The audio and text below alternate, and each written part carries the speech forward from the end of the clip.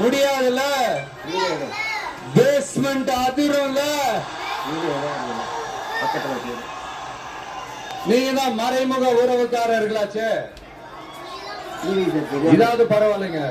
இதை தாண்டி ஒரு ரூல் ஒண்ணு போட்டாங்க, பஸ்ஸுக்குள்ளேயே இருக்கணுமா, பஸ் விட்டு வெளியில வரக்கூடாதா, கையை இவ்வளவுதான் தூக்கணுமா, இப்படியே வரணுமா.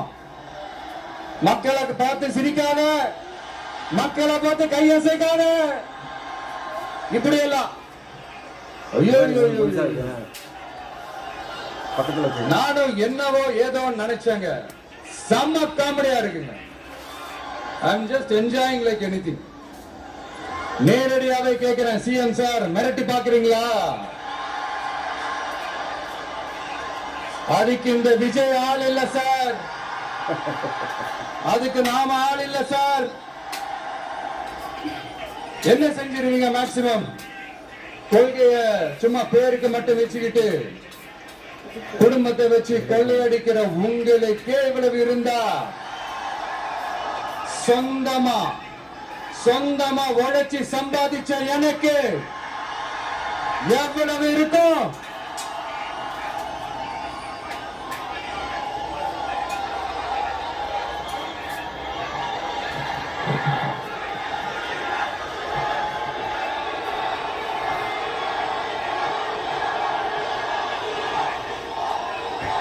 தேங்க்யூ நண்பா.